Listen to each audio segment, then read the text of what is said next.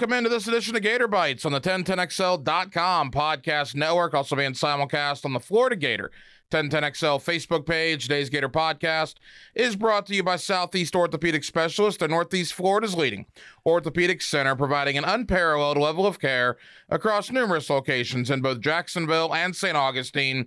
That includes Riverside, Northside, the South Side, the beaches, Fleming Island, and St. John's. I'm the hacker, Ryan Green. Ladies and gentlemen, the man that named Gator Bytes. I did. Gave us our name. Matt Hayes, national college football writer. You've been reading him for years. You can catch him now every day, noon to 3 on XL Primetime. Also Saturday down south, among other outlets. Matt, thank you for stepping in today, man. I remember that day, by the way, because when I said Gator Bytes, you went, Bytes? And I said, no, B-Y-T-E-S. And it just rolled off the tongue. And it literally, like, I saw a light over your head when I said I walk in, I said, so me and Denny are doing a Gator podcast. I need a name. It didn't take you 10 seconds. No. You said Gator Bytes. Pretty quick. Wow, here we are. Have you received any royalties from that yet? I have not, no. Yeah, well, I'll work on that. We're only 3 years in. I actually haven't even seen or heard a thank you, actually. No, well, thank you very much for naming Gator Bytes. I really appreciate it. All right. You and I, every day, give each other back and forth banter with the Gators. We're going to get into Mike White. We're going to save that for the second part. You're here. You're a national college football writer. I want you to talk to Gator fans about Billy Napier. He was introduced December 5th. We're at the end of February, almost 3 months in to Billy Napier's tenure. He's put a staff together. He's put his first recruiting class together. You, Matt Hayes, what do you think of Billy Napier to this point in Gainesville? He's normal. And that's like the best thing I could possibly say about him. After 2 straight coaches of, my dog can play quarterback, and then lo and behold, no one can play quarterback for that guy. Yeah. And then another guy who, did well on the field, and then it just all unfolded when his ego got the best of him. They just needed normal. They needed a dude to come in. I'm going to recruit. Our staff is going to recruit. We're going to go. We are just literally going to go balls to the wall, and we are going to recruit. We're going to get the best players here. We're going to treat them the right way, and they're going to play well for us. And that's what he's doing. And he has a track record of success at Louisiana. You saw what he did there. It's hard to argue with that. Again, that's Louisiana. It's Group of 5, and it's probably the smallest conference of all the Group of 5. So I still say, though, you've got a guy that can recruit. He's proven he can recruit at both Clemson and Alabama when he was an assistant. He was offensive coordinator at Clemson. He was an analyst and a wide receivers coach, I believe, at Alabama. He's proven he can recruit. He's proven he can relate to players. He's a former quarterback. He's a quarterback coach. He's an offensive coordinator. He will be calling the plays there. You make no mistake about that. And at the end of the day, he will have his hands on all the quarterbacks, much like Doug Peterson at the end of the day will have his hands on all the Jaguars quarterbacks. He has hired 1 million people. He just hired somebody else yesterday, I think a quality control running back coach. Every day they've hired somebody. It's starting to calm down a little bit, but we're in excess of a couple dozen hires. Well, heck, more than that. Probably, in excess of 50. He's close to 50. Yeah, hires that Billy Napier has made. I guess my question is this. You travel all over the Southeast, really all over the country. You see how these programs operate. Why did it take Florida until 2022 to start doing what Alabama's doing, to start doing what Georgia's doing? Because Alabama and Georgia both have staffs like this, recruiting staffs, right, football staffs. Why did Florida fall behind and just now are catching up?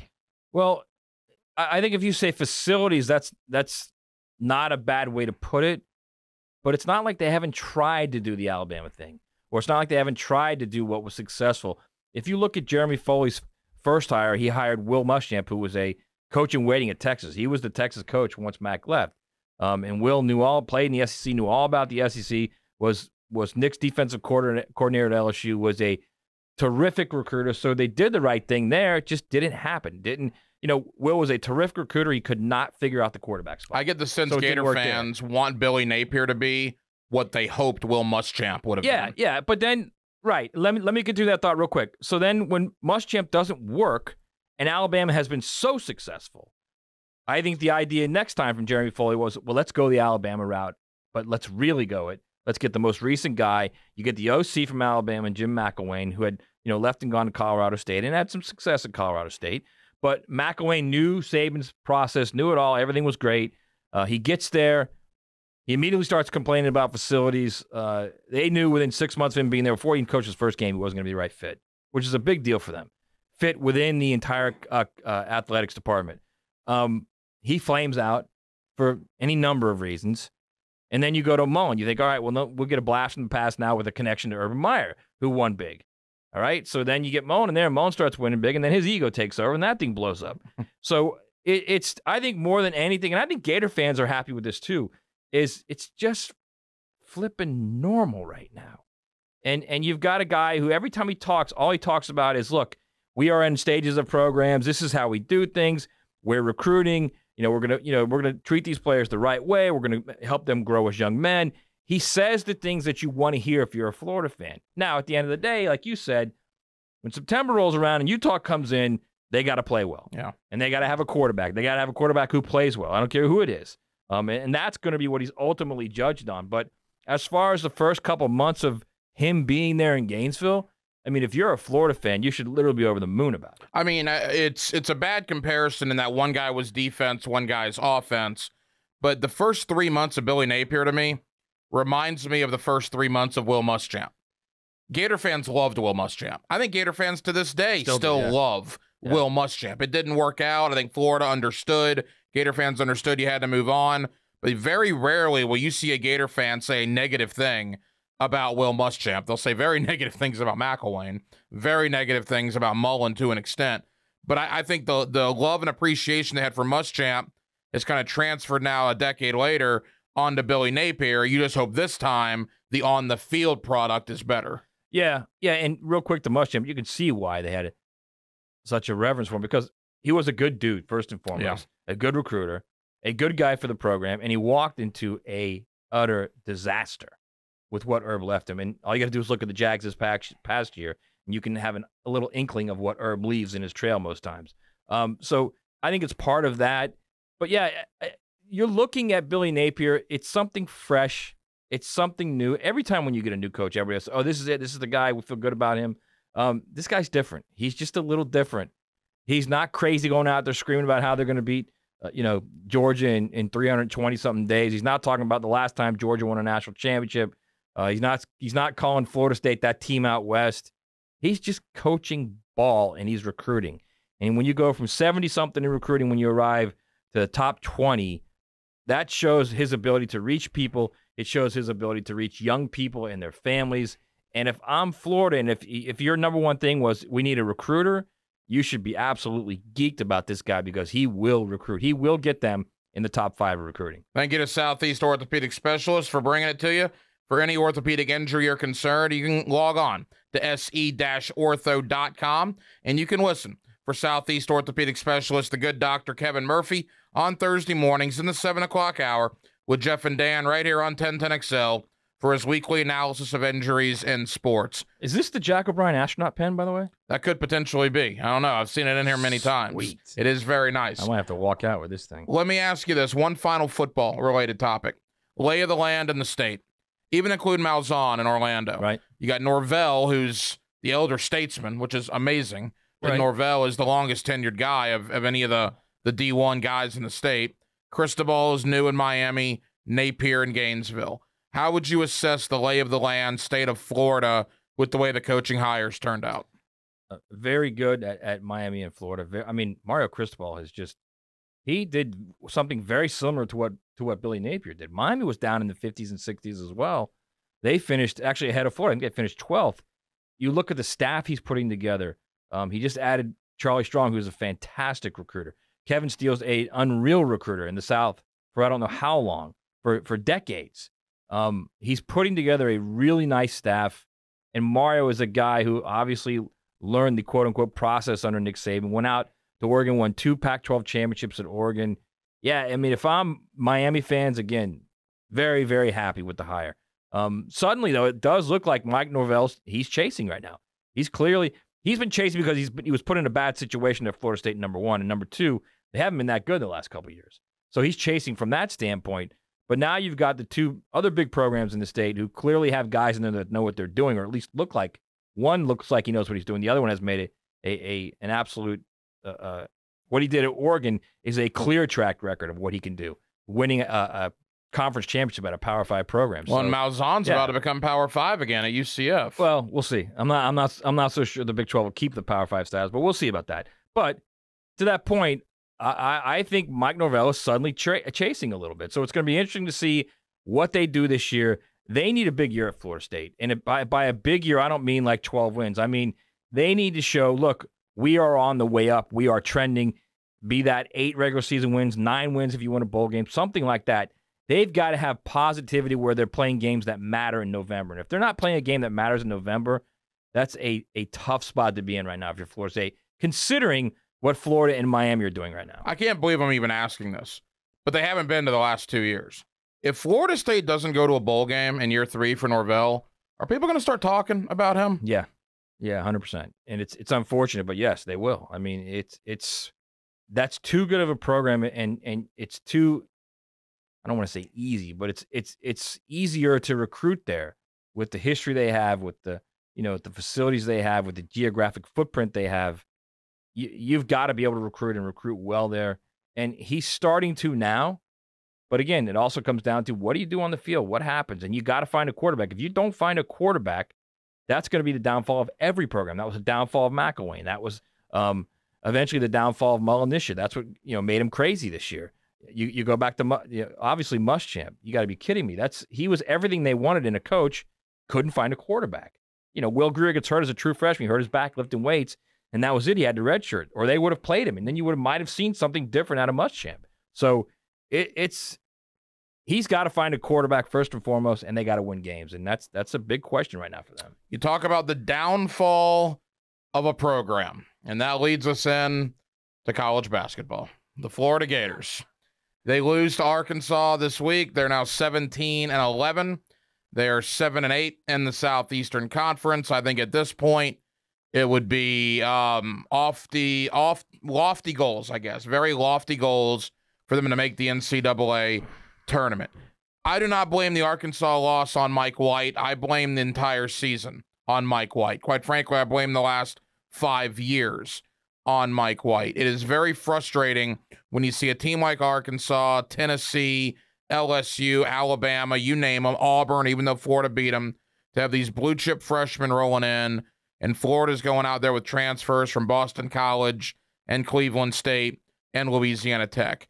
Did Mike White drop the ball this year relying too much on the transfer portal? Well, I think the best way to look at it is I don't know that he dropped the ball by relying on the portal. I don't know if he had any other choice. It's not like he was landing elite high school recruits or even recruits of impact. He had to go to the portal. Well, that would be another indictment of him. Of course it is. And if you are a person, much like with them if you're zeroed in on recruiting and you want a guy that can get you players here, players first, then development second, then he's probably not your guy because he has a history at the very least of not being that type of, and I don't want to compare him to Billy Donovan, but you could compare him to, he's not that Bruce Pearl type or even that Rick Barnes type where you're going to get those elite guys. He might get them every few years, but he's not going to consistently churn out McDonald All-Americans. So he's not that guy. So you're hoping that he finds 3-star guys or 4-star guys having a party out there. Apparently, yeah, something's going on. 3 or 4-star guys out there. They're probably getting ready to come and talk about Mike White. Yeah. If you want him to be that guy and develop those guys and get lucky on a few guys, I think, wasn't Al Horford like a 3-star? Brewer was. Horford might have been a 4-star. But even Billy did that. He developed some guys that were 3-star guys. So if that's who he is, that's who he is. And if he's going to the tournament, and if that's not good enough for you going to the tournament and not getting out of the first round, which I believe Billy did 5 straight years after they went to the first Final Four.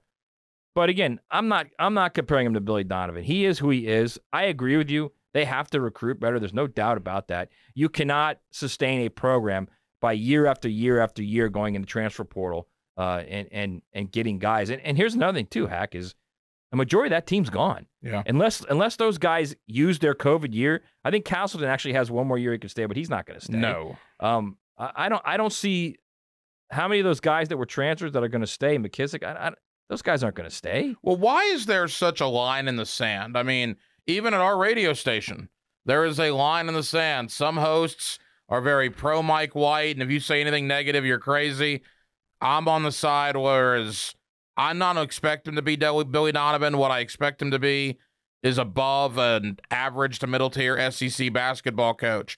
It's as if there's no gray area. You're either pro Mike White or anti Mike White, and there's no one in the middle. You just said you expect him to be an average to above average. No, I expect him to. Okay, I expect him to be better than an average SEC coach. Does that mean I want him to be Billy Donovan? No, I don't expect him to be Billy Donovan. But what I do want is for him to be better than rank 7 through 10 in the Southeastern Conference. All right, so I can tell you this. If you're looking for a guy that's going to be a recruiter, I mean, you're going to have to go get a younger guy. How old is he? He's 45? 44, 45, yeah. I mean, you might need a younger guy, or you might need to go, to, Sean Miller, who was at Arizona and could recruit as good as anyone.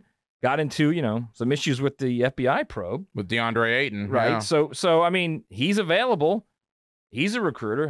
His brother, I think Archie's available, isn't he? Is Archie coaching anywhere, Archie Miller? No, not since he left Indiana. I don't believe so. Right. So, I mean, it's, you hate to say this, but if you want to jump into that water where there's some murky water there and there's some jump in with the likes of Bruce Pearl. Potential issus there. Yeah, jump in with the likes of the LSU coaching staff. Then that's what you do. And I don't know that that's what Scott Strickland and the president there, Fox, want to do.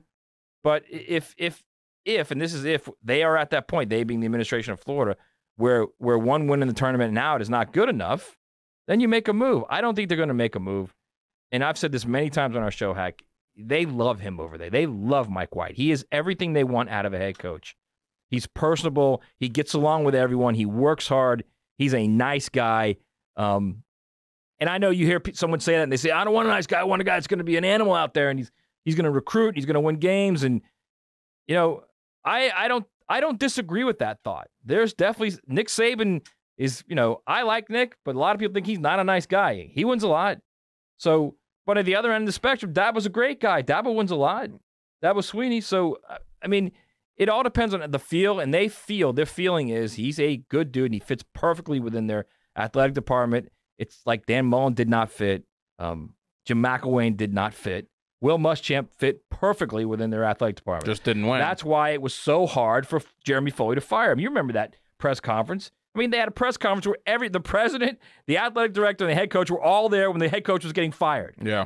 Think about that. So that's kind of what Mike White is. He's kind of their Will Muschamp, but he's also going to the tournament every year, and he's the only coach in the SEC who has a win in the last 4 NCAA tournaments, which is crazy to think of, but it's true. It will not be in a couple weeks. Unless for the here and now, it is. Unless they upset Kentucky, it will not be. And I guess that's my point. When I talk to like Hicken on All Things Gators, I love to promote the other Gator podcast, and of course on the Drill. Frangie is like this to an extent as well on his show here on 1010XL. But they're Gator fans. They're Gator homers. Well, right. I mean, you are too, but you're more of a Gator. You're a Gator homer, but you want change quick. But I think you're a younger dude. I think there's an age gap. I've always said, football-wise, 40 and younger, your biggest rival's Florida State. 40 and older, the biggest rival's Georgia. Right. I was not alive for Lindsey Scott. I was alive for Warwick Dunn. I agree. I was alive for the choke at Doak. I was alive for the fifth quarter in the French Quarter. So Florida State caused me a lot more pain than Georgia did. Georgia caused guys like, Frangie and Hicken and me, got you a lot more pain. I think the Mike White thing is very similar. You remember what life was like before Billy Donovan, heck, before Lon Kruger. Guys like me, Billy Donovan took the job in Gainesville when I was 12. Right. I vaguely remember the 94 team with DeClercq and Dimitri Hill, Craig Brown. I mean, that's when I really started getting into it. But I don't remember a lot of Lon Kruger before that. I basically remember Billy Donovan and when he started. So when guys like, Hicken, Frangie, you to an extent say, well, you're never going to find another Billy Donovan. Well, doesn't that mean you shouldn't at least look for one? There's certainly an argument that can be made for that.